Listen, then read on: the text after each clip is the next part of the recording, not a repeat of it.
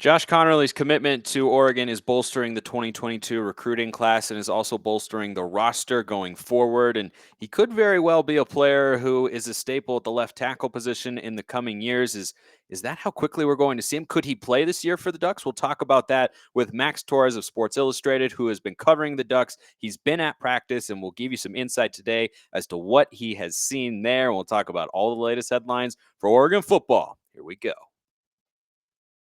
You are Locked On Ducks, your daily podcast on the Oregon Ducks, part of the Locked On Podcast Network, your team every day.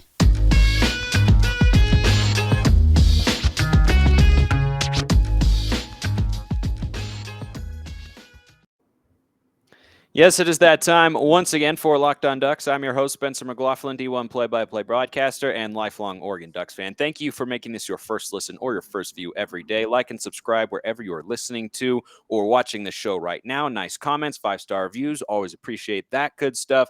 Today's episode is brought to you by Bet Online. Bet Online has you covered this season with more props, odds, and lines than ever before. Bet Online, where the game starts. And where we start today on the pod is the same place we will end with the pod. That is with Max Torres of Sports Illustrated covering the Oregon Ducks. And he has been at football practice, and we'll get to that insight later. But Max, I just want to start with the big news out of Oregon football camp this week, and that is the commitment of Josh Connerly, the 5-star offensive lineman out of Rainier Beach, Washington. The Ducks get their second pretty highly rated recruit. This is the highest, of course, in the class of 2022. The second from the state of Washington, who's an offensive lineman. He joins Davey Uli. But all the attention here on Connerly because he was the biggest player remaining in the class of 2022 nationally. The Ducks, I think, kind of came out of the blue and snagged him away from USC, where a lot of people were thinking he was going to go. So just right off the top, getting a commit like this draws a lot of headlines. What was your reaction when you saw that he put on that Oregon hat on CBS Sports Network?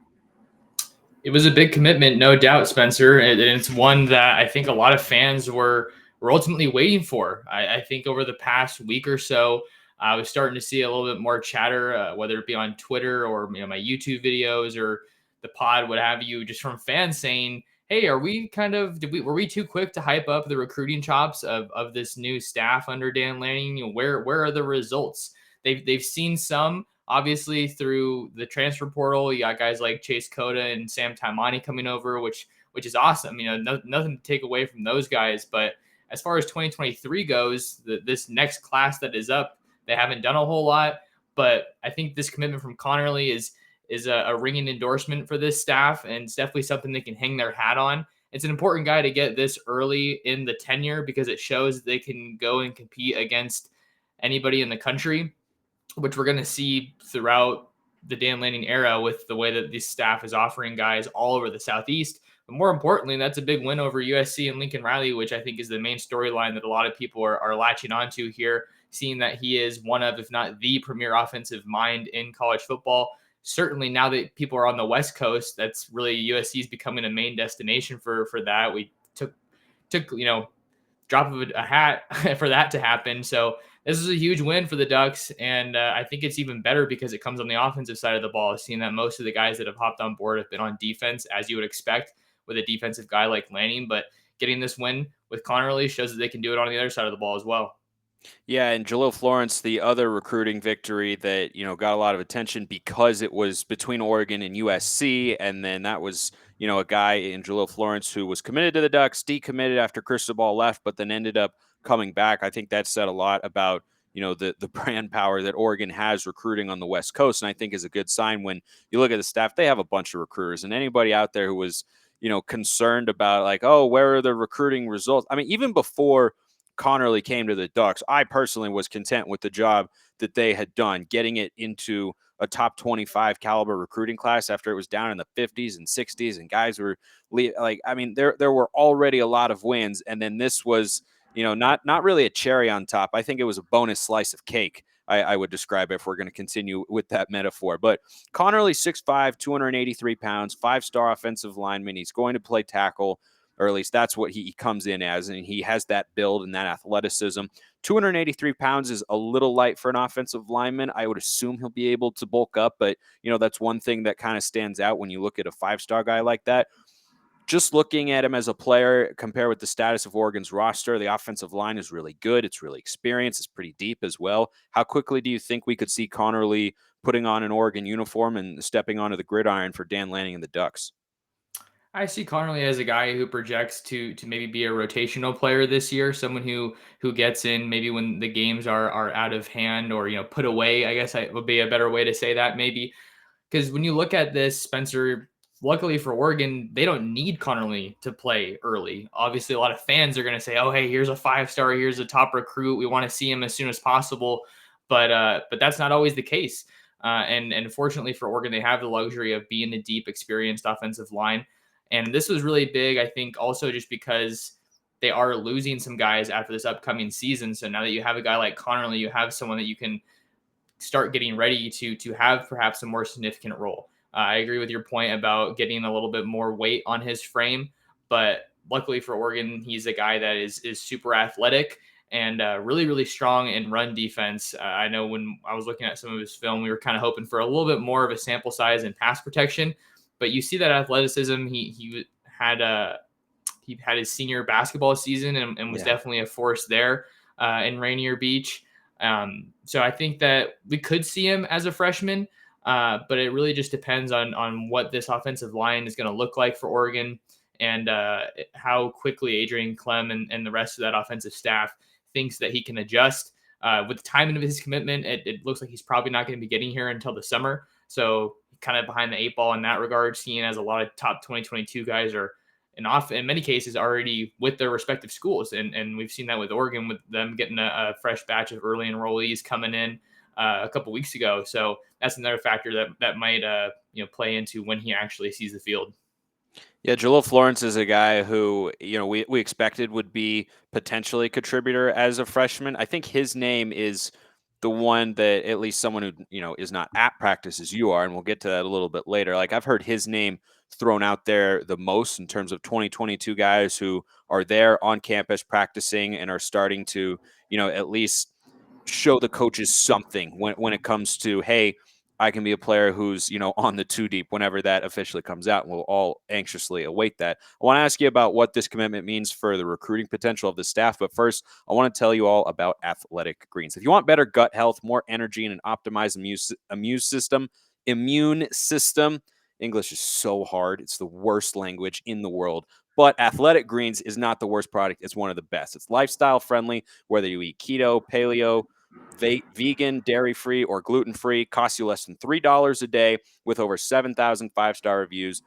Athletic Greens is going to give you a free 1-year supply of immune-supporting vitamin D and 5 free travel packs with your first purchase. Visit athleticgreens.com/college. That is athleticgreens.com/college to take ownership over your health and pick up the ultimate daily nutritional insurance. All right, Max. So this is a big time recruit. And, as I've said today, I'm happy with where this staff has been able to take this 2022 recruiting class. And it just makes me all the more excited to think about what they could do in a full cycle. And they're already looking at some big names in the class of 2023. They have, a couple of commits, one of them, DB coach Demetrius Martin's son. But I think that getting a guy like this at this stage, when Oregon just squeaked its way into the top 6 that he announced when the calendar turned over to 2022, they were definitely seen as more of an outside shot. They end up landing him. I mean, with the way that this cycle has gone, and Conerly specifically, what do you think it says about the recruiting potential of this staff under Dan Lanning? I think off the top, it really shows the closing power of this staff. Prime example with how they were kind of looked at as an underdog in this recruitment after that the top schools came out, because he was here in the fall, I believe it was. I talked to him when he was visiting under the previous staff, and that staff did a great job recruiting offensive linemen, Mario Cristobal, Alex Mirabal. That relationship carried over after they went back to their home state of Florida, and they got Conerly on campus for a visit at Miami. But for this staff overall, I think it shows that they can beat pretty much anybody in the country. You didn't see a ton of SEC schools there involved with Conerly, but I think that they just really they really attacked this in the way that you want to see them, as far as making up ground, getting him on campus for that official visit. And then after he visited USC, there were reports that they got him back on campus for that last minute unofficial leading up to his decision. So they got that last impression on him, which we know is oh so important. And then they show that they can, like I kind of alluded to earlier, still recruit offensive linemen. I think that this commitment kind of tells me that fans shouldn't expect to see a drop off in offensive line recruiting. And also, it shows the recruiting chops of Adrian Clem, who was a former Pac-12 Recruiter of the Year or 247 Sports Recruiter of the Year in the Pac-12. I can't remember exactly the order of those. I think it was Pac-12. I think it was Pac-12 Recruiter of the Year by 24/7. I could be wrong, but I've read that as well. Bottom line, though, he's been in the NFL. He knows how to recruit. Exactly. And I think that's something that maybe some fans were, I don't want to say skeptical of, but that's obviously one of the biggest changes when you go between the college and NFL ranks. That's not something you have to do so much when you're at the college level. So seeing that he is still very much about the recruiting game and all the effort and energy and attention that takes, I think it's definitely a good sign of things to come for him and the offensive line. And then, like I said, another big recruiting victory for this staff to hang their hat on, and then hopefully use that to kind of parlay it into some more momentum on the recruiting trail, especially with that spring game just 10 days away. Did you see the video of Dan Lanning and the other coaches reacting live to his commitment? I know that every coach, in some form or another gets excited, but it kind of seemed like Lanning was taking it up. Like, you could tell they really, really wanted this guy. Like, there's, I think a typical reaction to getting a pretty big time recruit is like an 8. But I think with the way that this all went down, and Oregon was seen as being behind in his recruiting process, and then they kind of come in late and swoop him away from USC like vultures there out on the recruiting trail. I think that is why you kind of saw their energy definitely at a 10. Like, usually guys don't get that excited unless they're beating their buddies in 2K. Yeah, no, it was fun to see that reaction from Lanning and the rest of the staff. I feel like with Lanning, it's another example for me. I feel like how he's checking all the boxes that you can check without playing an actual game. Yes. Because he's creating all that excitement around the program. He's leaning into the social media presence. I mean, he obviously knew that people were going to be, in some way or another, probably recording that commitment. Luckily for the Ducks, it ended up being them, but he was going berserk. Other recruits are going to see that. It's just another way in this digital age, the social media age, the NIL era, all that, that you can just keep pumping up excitement around a program. Someone's going to see that and be like, oh man, what if maybe now I want to go out to Eugene and get to meet Dan Lanning in person and the rest of the staff to get some of that energy and see what it's like, because we've seen time and time again, Spencer, how important it is for this staff to get guys on campus. For a perfect example, when they got KT on campus for that Washington game, he said that was the best college game I think he's ever been to. And then obviously we know how that one ended up. So getting these guys on campus is crucial in the recruiting game, and it can kind of be what seals the deal for a lot of these guys. Yeah, those visits are, they can really make or break it. And I think it's huge, not just that Oregon got him for that second visit, which I think went down as an unofficial, but that it was so late. And so they were kind of, able to sneak the last word in edgewise. And, I think that recency bias is a real thing. That's something that we all deal with, not just in sports, but in general. And so I think that definitely contributed to him coming to Oregon. And the Ducks, it's so weird to talk about recruiting. At least I sometimes have to just remind myself that, recruiting is really big and important, but then football is also going on. And I mean, this has got to be just the busiest time of year for Dan Lanning and the staff, because you have these recruits that you're looking at, right? And they've been working on Conerly for months, but at the same time, spring practices have been going. You have been there. So just right off the top, what have been sort of the biggest couple of things that have stood out to you, having been there and getting to talk to players and coaches? What's jumped out? Yeah, what stood out to me, first of all, was just the energy around practice. I think that's kind of a good way to feel out what, how a coach wants things ran. Something that we didn't really see that much, if at all, that I can recall under Mario Cristobal, was Dan Lanning's kind of stopped a couple of practices when they weren't up to his standard. And then the music gets cut off in warmups, which is typically, when the media gets to be there, is that earlier part of practice. And he was saying, it doesn't matter if we're just starting or if we're in period one. If it's not being done right, we're going to make sure that we start over and get it up to that standard. So that was one of the things that's maybe a little bit of a smaller detail, but that really stood out to me because you think with him being a first year head coach, a lot of people are probably skeptical of him just because they haven't seen him do it at this level before as a head coach, as a leader of his own program. So we're seeing Dan Lanning make this program his. He's putting his stamp on it. And the other thing is the staff interviews have been really fun. And as well as talking to some of these new faces around the program. Christian Gonzalez is a guy that is pretty soft-spoken, but certainly a lot of people are excited about him. Just an interesting dynamic as he kind of looks to take on that CB1 role potentially here in spring. Carlos Lachlan was a guy we got to talk to yesterday, the new running backs coach. Really, really like his energy and just the mentality that he's carrying himself with.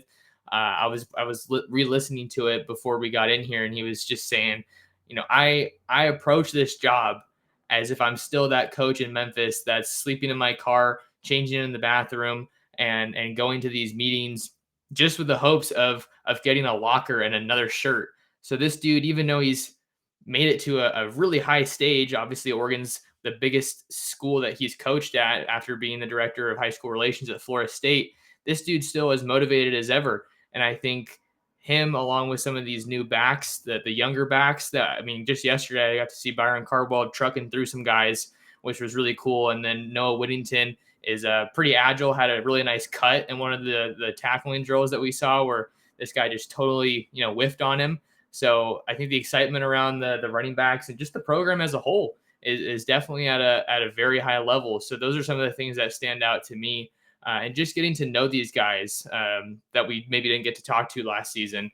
That's what's really been fun for me. The odd dichotomy for Duck fans and, every college football fan when looking at, spring football, and we're definitely going to feel this in the spring game, is when a good play happens, are you supposed to feel good that the guy made a player that the guy missed, or are you supposed to feel bad that somebody on the team completely whiffed? It's like you got this kind of push and pull. I'm glad he made the guy miss, but why is he missing? We got to make those tackles. Come on, man. It's just it's the funny part of spring football to me, and I can't get over that. And spring game, by the way, is what's the date today?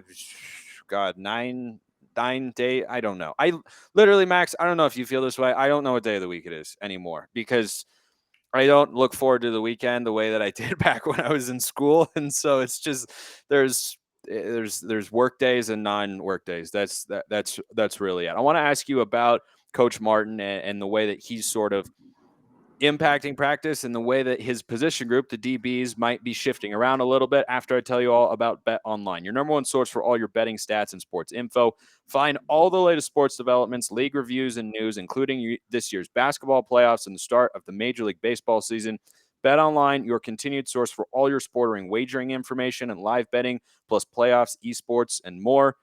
Head to the website today or use a mobile device to learn more about the trends in action. I don't know if you can bet on the Oregon spring game. Maybe you can. Look it up. You won't know until you go check it out. Bet Online, where the game starts.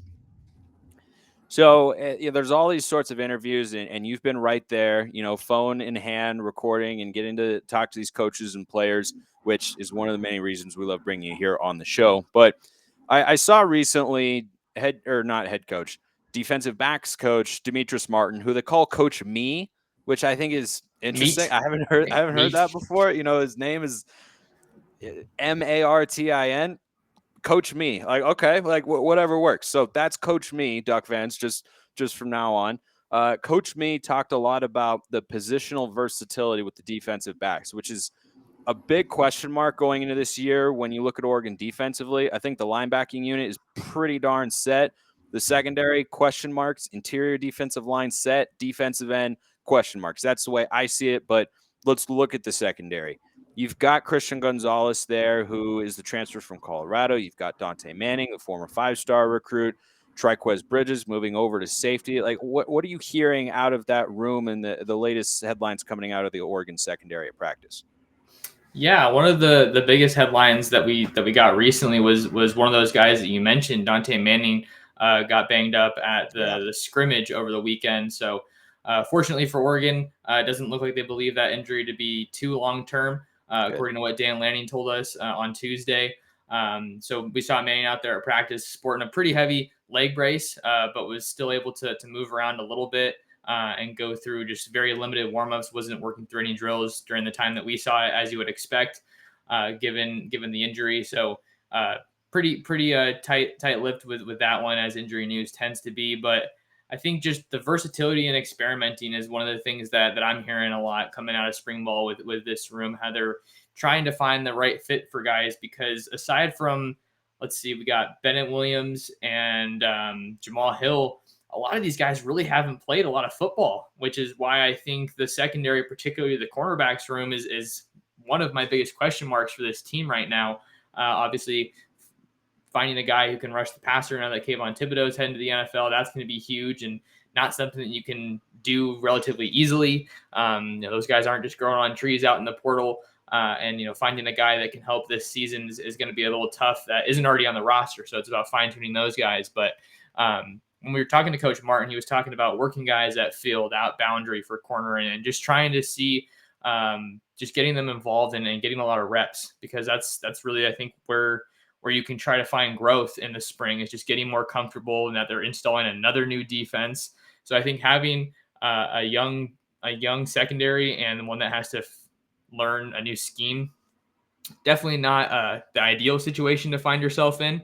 But now that we've seen some movement in the transfer portal, look at Jalen Davies going back to UCLA, it frees up the opportunity for guys like Jalil Florence, who got here early, or Darren Barkins, for example, who's been getting some more snaps and reps since Dante got hurt, and then Avante Dickerson. So we're learning a lot about some of these new guys. But one of the other things that I wanted to touch on, Spencer, that I thought was really interesting, even though everything I kind of just talked about is maybe a little bit of a cause for concern, or just, being a little bit skeptical about where things are at, I guess.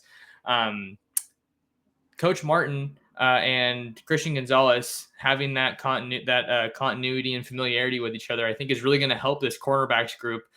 Coach Martin was talking about how they have like a good cop, bad cop type of thing going on, because Gonzo knows what Coach Martin's like. He knows his mannerisms, what he's like as a coach. So I think having him in that room is going to be really invaluable this spring, just because he's going to be able to, break things down a little bit more. If there's something that maybe Coach Mead's explaining that he doesn't get, then you can turn to Gonzo and just see that he's a peer, someone that maybe can explain it a little bit better with his fellow DBs.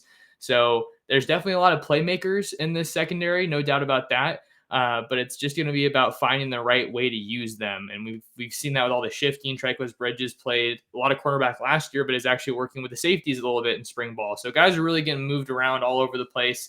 So, it's what you would expect in a spring practice, just that experimentation and seeing what works best. As the room stands right now, and transfer portal is a long time to go between now and that first game against Georgia on September 3rd, I believe is the date. What would you expect in terms of who the starters are going to be, like just as it stands right now? Because when I think about it, and let's assume Bridges is going to go back to safety. He's a free safety, right? I think so, because I think they would probably view him as a free safety, seeing that Bennett Williams, we're trying to kind of see a little bit more of his role. We knew how effective he was as a playmaker, getting a lot of Yeah. interceptions last year before he got hurt. But Lanning was asked about where he sees him, and he sees him as kind of a guy who can be a deep safety and maybe more of a ball hawk, but also a box safety and come down and run support. So still a little bit up in the air. Yeah, I mean, I would say right now, and I think they have Bossa playing with the linebackers. I'd rather Bossa play strong safety personally. I hope they make that switch. The previous staff was going to. Doesn't look like this one will. And I mean, I want Bossa on the field wherever he's going to play because he's an elite athlete and a great playmaker. But the DBs right now, if I, just based on the information we've got, I'd say Manning is probably one outside corner, Gonzo's another. Inside corner, maybe like a Jalil Florence, Avante Dickerson is your nickel and dime. Again, as it stands right now, and then your safeties are probably some combination of Bennett Williams and Triquez Bridges. You think that's about where the room stands right now? I know we don't have an official depth chart, and we'll follow that as the coaches give us more information and such, but that would be my guess is where it stands. What do you think? Yeah, I'd say I'm seeing fairly eye to eye on that. I think the only one that I would maybe not push back on, but disagree with a little bit maybe is just maybe we'll see more of Jamal Hill and Steve Stevens just because Triquez didn't play that much safety last year.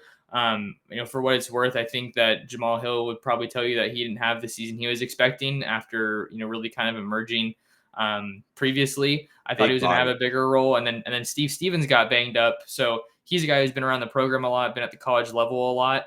I think it's just going to come down to where the Ducks ultimately want to have Triquez, because I think just throughout the season as it goes, sure, it's great to have a guy who can be versatile, but much like the discussion has been along the offensive line and having that continuity as far as personnel goes, you probably want to try to pick a position and have him stay there. And then just because you talked about Bossa, I was at the start of spring camp, I was kind of in your frame of mind as far as wanting to get him back at safety, just because there's a little bit more need there. But Dan Lanning has really talked about how Bossa fits what he wants in a linebacker, having a guy that can run like a DB. He has the speed of a DB, but who's also physical enough like a linebacker.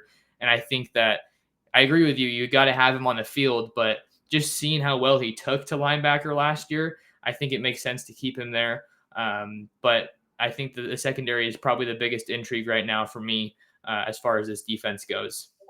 Yeah, I think Boss's tenacity allows him a little bit to make up for his lack of size, and I mean his ability to tackle guys of any size who are carrying the ball is unquestionable. His ability to make space, cover sideline to sideline, match up with a tight end.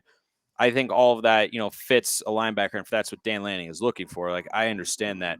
The way that I'm coming at it though is he seems to be, just in watching some highlights from games last year, he's a little undersized for a linebacker. So when an offensive lineman gets up to a second level, he's not going to do as good a job as, say, a Justin Flo or a Noah Sewell as taking on that block and stop himself from getting moved. That's my only reservation with him at outside linebacker and why I like him at strong safety so much, because safety is kind of what he was playing in the bowl game against Oklahoma, right? And he was just he was everywhere. I think he's a perfect box safety, and he reminds me a lot of, I think his name's Lewis Seen, the guy that Georgia had this past season who's going to the NFL.